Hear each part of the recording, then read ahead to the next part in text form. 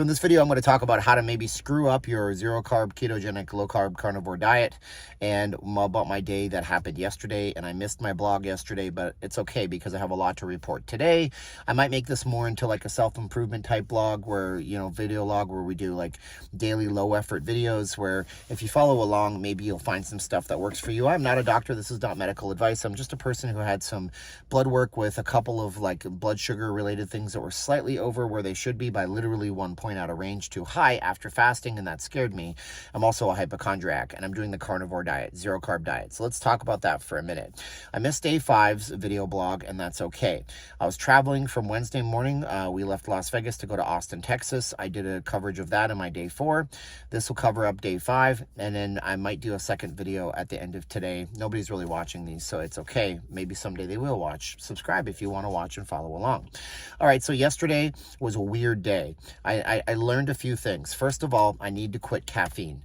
I'm getting these muscle fasciculations, and they're not twitches like an ALS type symptom, I've realized, but they're just kind of wormies that won't go away unless I'm moving and active. And then they're there when I'm sitting still. Now, they've gone progressively better at night to the point where last night I barely felt them. But I think they are directly related to caffeine consumption. And I think part of it also is I'm cleaning myself out. So yesterday's diet was crazy simple. Credits go out to Holiday Inn Express nowadays. I guess we're at a nicer one because their buffet wasn't just continental, it was eggs. They had eggs. They had also pancakes and all sorts of carbs, but I just ate a big bowl of eggs in the morning, big plate of eggs, and then I didn't eat anything for the rest of the day. Now, this is okay. I'm not hungry. It's a carnivore diet, but I screwed up the diet in 2 different ways. While everybody around me, the people, well, everybody meaning 2 people, are eating donuts and snacking on pizza all day, I felt no need to eat, which is fantastic. I got back into Las Vegas from Austin around 11:30. I was at my front door, went in, took care of my kittens, my cats, after somebody was watching over them for the time, and I went to go to In-N-Out Burger. This is where I screw up the diet, I think. First of all, I get 6 In-N-Out Burger patties. It costs $1 a piece. That's cool. But I'm craving something sweet. I've been craving sweets the last few days. I think that's probably normal on this type of diet where I get into 4, 5, 6, 7, 8, 9, 10 days and you start to really crave those sweets or those flours, those wheats, those carbs. And so I get a extra large 0 sugar lemonade. Now I know this is going to have some sweeteners in it. It's probably not a big deal. Well, 2 things. I look at the calorie breakdown of burger patties in In-N-Out and I realize it is 60% protein, 30% carbohydrates. You cannot really do it that way. You can't. You have to be eating more fat than you are protein. If you're not eating more fat than protein, it's going to go out of whack real fast, these zero carb diets. The Atkins diet doesn't really tell you about eating more fat than protein. It just says lots of green vegetables and lots of protein. So a lot of people would just eat like chicken breast if they can afford it. And then eventually their fat levels go down. This is bad in men especially who need fats and saturated fats, and you need cholesterol to make testosterone and stuff like that. I'm not worried about that because I'm on testosterone replacement therapy, but it's still not good for you to do it this way. And so I eat that and I drink a giant, huge 0 sugar lemonade. And I wake up today and my back pain is a little bit back. So I'm wondering if the artificial sweeteners had a reaction with me. I don't know. You know what? For the most part, though, my muscle fasciculations are getting better. But yesterday with the caffeine, it was really bad because, my sleep has been severely disrupted. First of all, on carnivore, it's not been good. Secondly, my hypochondriac mind, when I start feeling the fasciculations that just happen when I'm still and relaxed, not when I'm moving around, those come back in full force. So it feels really, really bad. So I sit there at night and I worry about stuff. And I've been having, because I've been getting over bronchitis, to take like NyQuil. And so you have to struggle not to be reliant on that because NyQuil is not a real kind of sleep. So what happened with my sleep was pretty bad.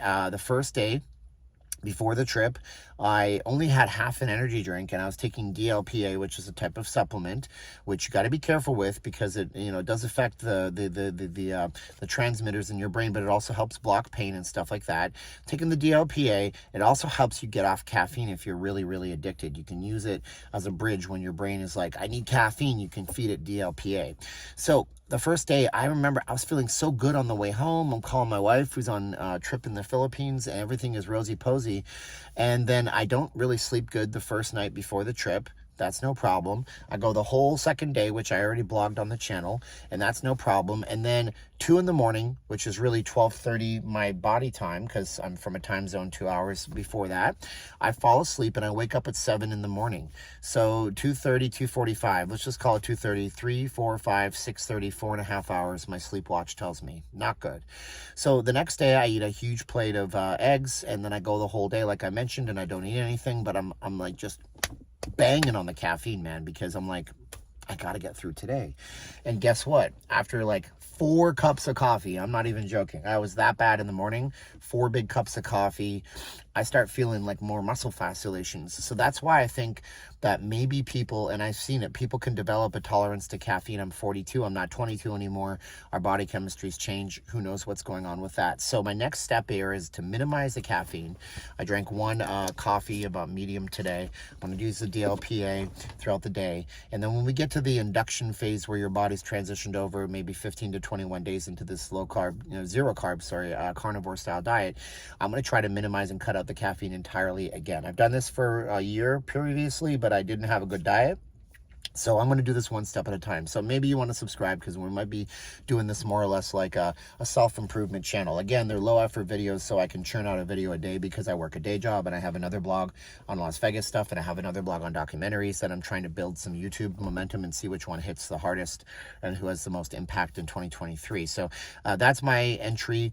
We're going to call this day 5/6, and I'll be back tomorrow to talk more about this. And thanks for following me. If you're on Twitter, that's cool. If you don't have a YouTube account, that's fine. Just follow on Twitter, and you'll see these updates when I post them, because I'll post them on YouTube and on Twitter. All right, got to run into the office and get some good works done. It is windy as heck. I sure miss Austin with its 85 degrees and 50% humidity, but then again, it's a thunderstorm there today, and we hardly have those here. Love you all for watching. Thanks. Bye.